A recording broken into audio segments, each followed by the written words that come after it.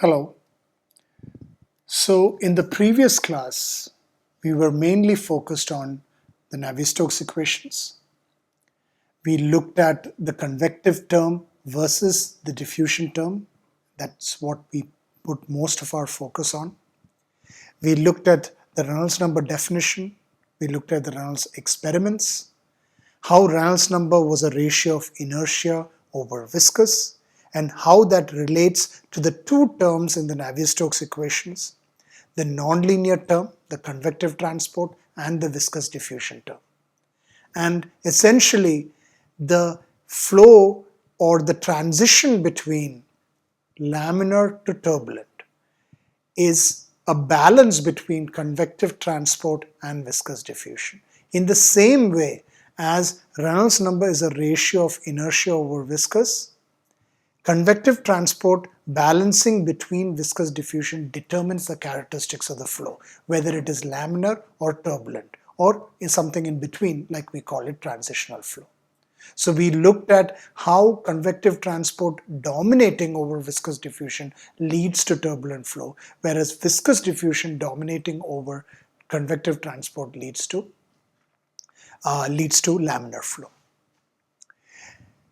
And we talked about enhanced diffusion being one of the attributes of turbulence.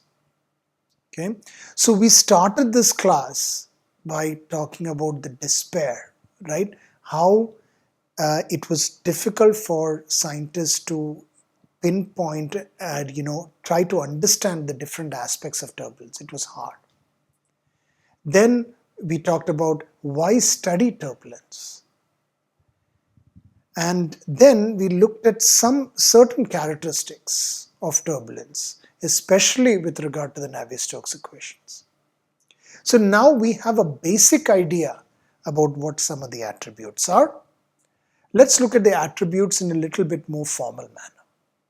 But before that, let us see if we can define turbulence. We looked at some descriptions of turbulence earlier, and the Navier-Stokes equations is actually the most modern description, mathematical description of turbulence. So that's what led us to the Reynolds number and the balance between convective transport and viscous diffusion. But now we have gotten all that down. Can we try to define turbulence? Every concept needs a definition, right? So if we can define it, that means we are able to understand it very well. But are we able to understand turbulence very well? So in that case, will we be able to define turbulence? So here again, I do want to give some historical context. Many people have made an attempt to define turbulence. One of the first definitions was from Richardson. So Richardson sort of wrote a little bit of a poem on turbulence. Maybe he meant it as a definition. So as you will see, it was mostly based on his observations, kind of like what Da Vinci did. He said, big walls have little walls which feed on their velocity, and little walls have lesser walls, and so on to viscosity. So here, what he is describing as walls, one can take a guess that he's talking about the eddies. So you have large eddies or large scales, and they have some small scales, small walls, small eddies, small scales, which feed on their velocity, meaning the velocity is what is giving the energy to the large scales, which is transferring the energy to the small scales. And the little walls have lesser walls, meaning the small scales are breaking up into even smaller scales, and so on. It keeps breaking up, and so on to viscosity. So that means as you get to the smaller scale, eventually they sort of disappear and disappear is not the technical word, dissipate is the word. They dissipate due to viscosity. That is essentially what it's saying. We can say all that now because we have a fair idea of how the turbulence is generated and how the energy dissipates from the large scales to the small scales. So we are able to say that. But that is what he is referring to. That was what he was referring to in 1922.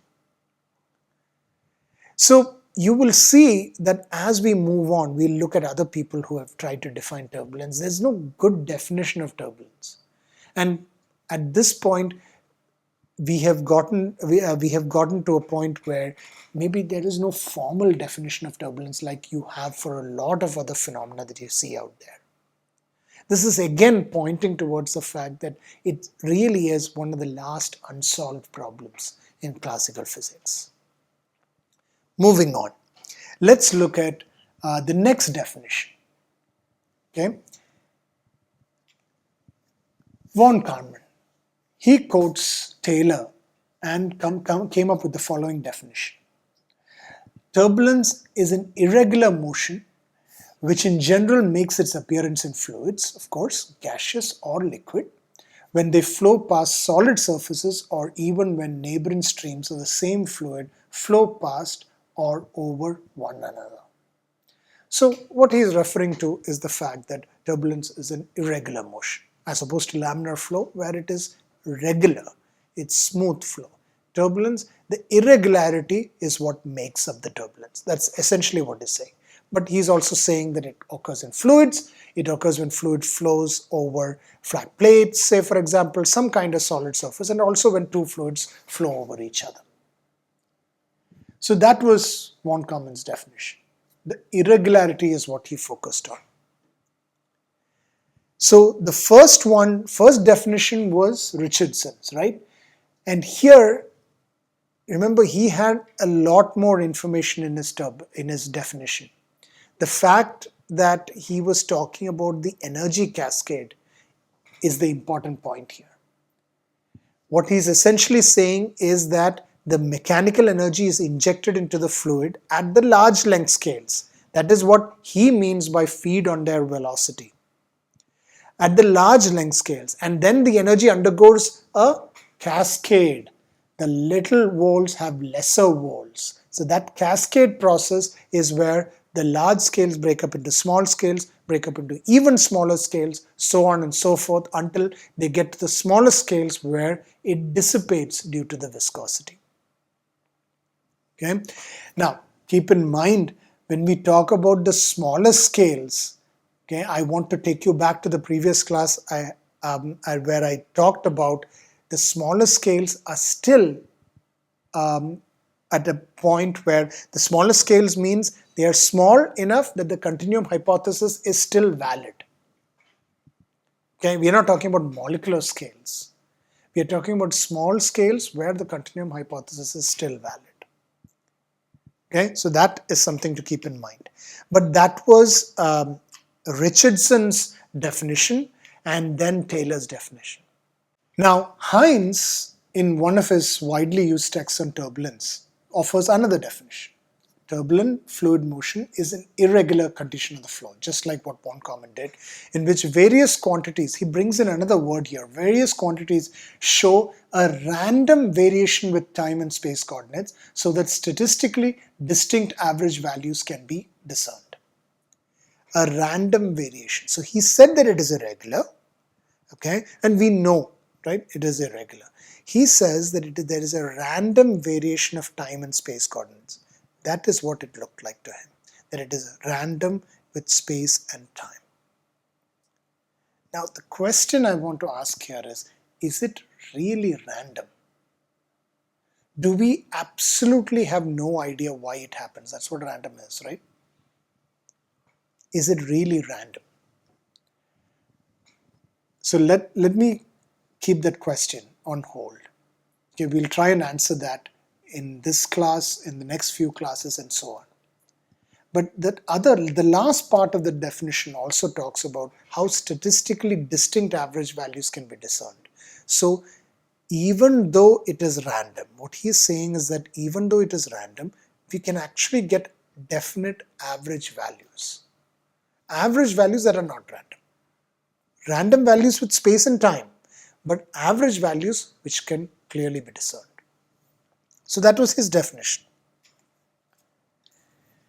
So I only showed three here, but you will see one of the problems with all this definitions is that it does not offer any precise characterization. Okay, like we have definitions for other phenomena, it does not offer any precise characterization. All these definitions are providing is that based on specific flow conditions, they are describing what the flow is. They might not be offering a precise definition of turbulence. So in that sense, the definition is not telling us when turbulence will or will not occur and to what extent and what intensity. Okay, one can argue that it is probably because of the lack of this precision. Okay, probably because of the lack of the precision, we are not able to understand turbulence to its full extent. And probably that is why we are not able to solve the turbulence problem. Because one can argue that if you don't know what turbulence is, if you cannot define what turbulence is, can you actually solve it in a quantitative sense? Meaning know exactly when it is going to occur, what is going to happen next, at what intensity is it going to happen. Can you actually predict that? Maybe not knowing the definition has something to do with it. So here, Chapman and Toback, what they did is they described the evolution of turbulence as three different eras: the statistical, the structural, and the deterministic. And we'll go over each of these in detail.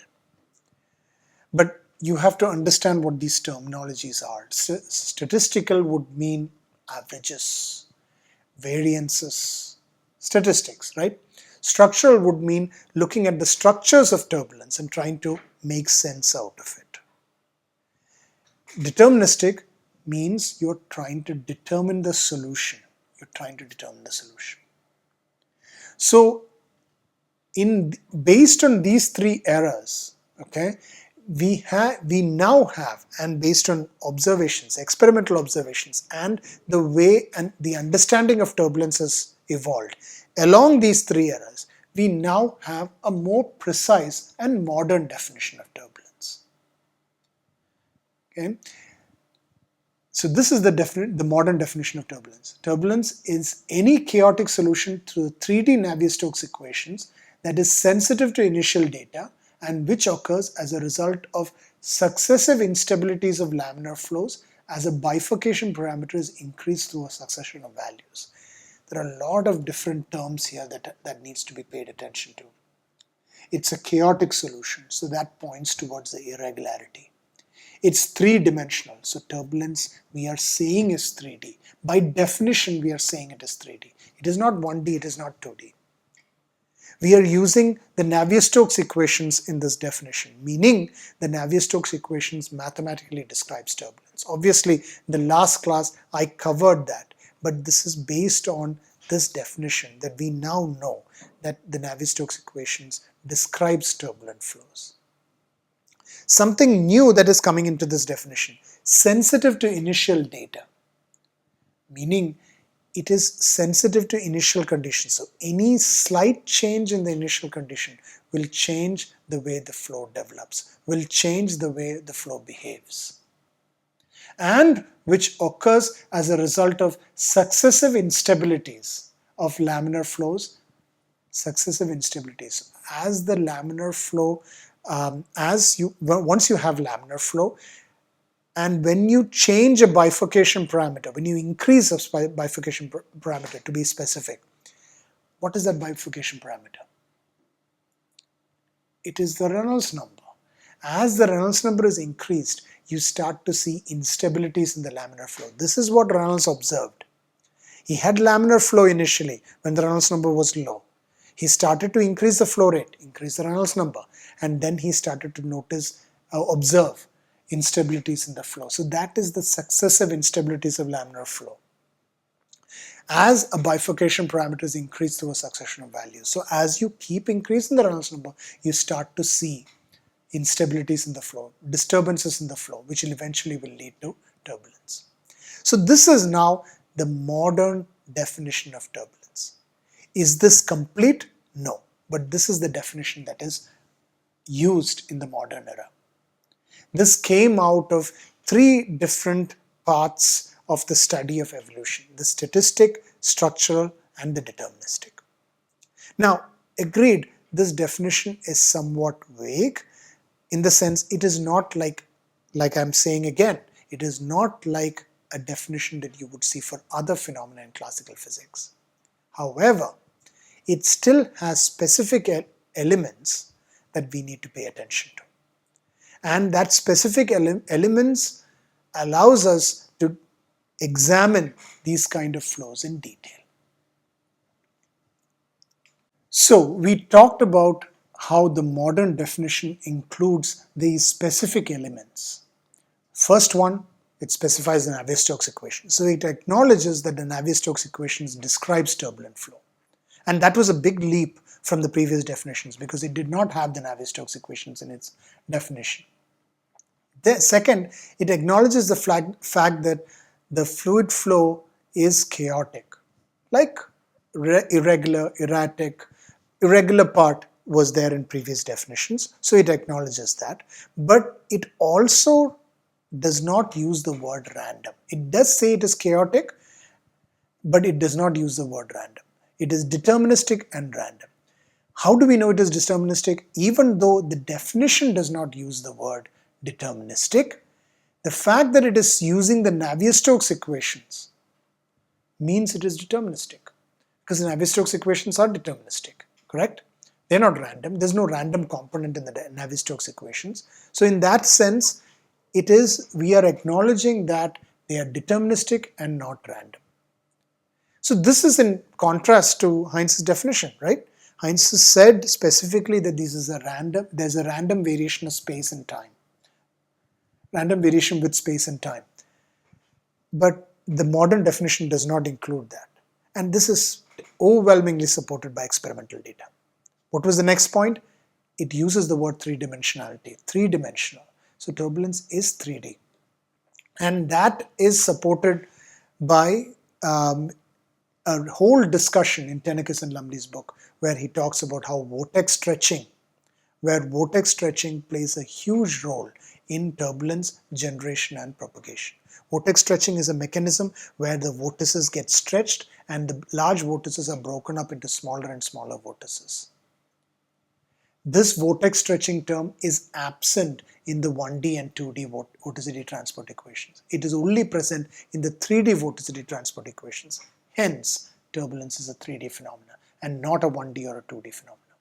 Now, the 1D and the 2D versions of the Navier-Stokes equations do produce chaotic solutions, but that might be just chaos and they might be very different from turbulence. So that's a different discussion to be had, how chaos is different from turbulence. Nevertheless, 3D Navier-Stokes equations are the only ones that can describe turbulent flows. Now, finally, the requirement of sensitivity to initial data. That is an added point in this definition. And this is what allows us to distinguish between laminar flow and turbulent flow. So if you think about it, laminar flow, viscous diffusion dominates. So any disturbances could be due to disturbances in the initial conditions. Any disturbances are diffused by the viscous effects because viscous diffusion is dominant.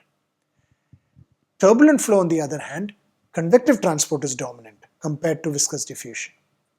So any disturbances, say due to change in initial conditions, even a minor change in initial conditions, tend to linger on and propagate or even start to amplify in a turbulent flow. That's the difference. So that sensitivity to initial data is very important in this new definition of turbulence. And it is one of the characteristics of turbulence, as we will see soon.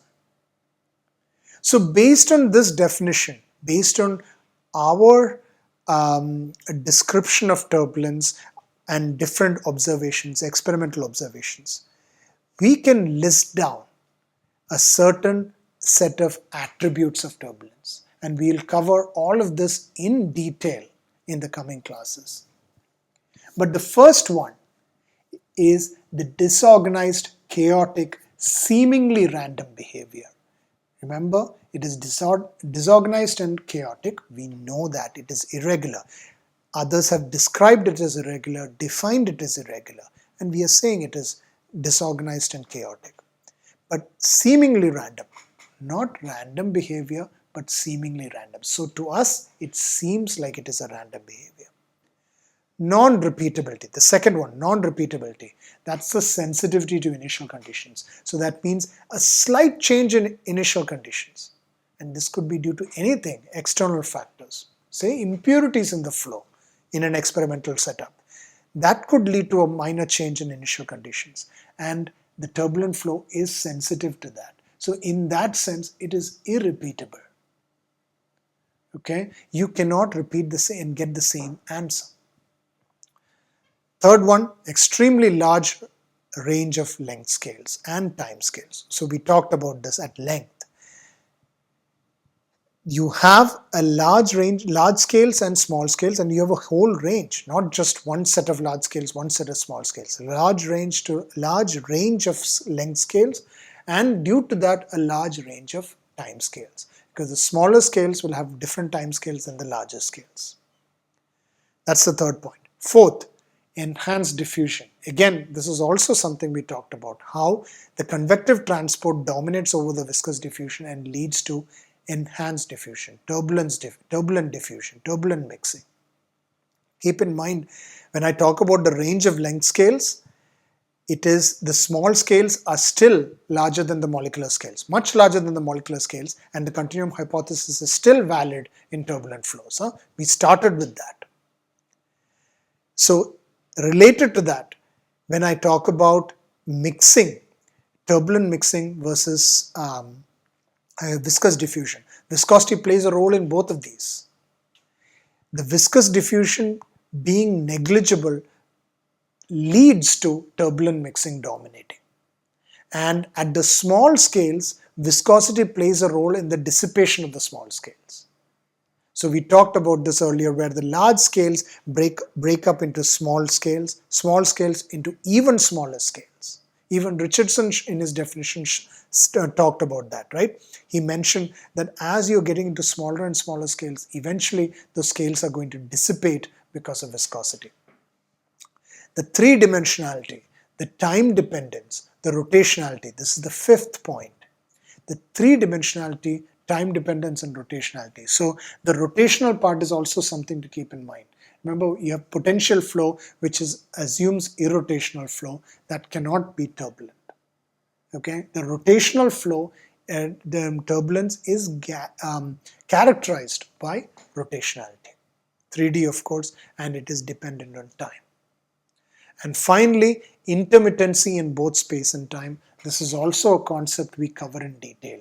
It is related to the percentage of time a flow exhibits irregular temporal behavior at any selected spatial location. So how long does it stay irregular? That determines the intermittency. Does it stay irregular only for some periods of time and immediately comes back to being regular?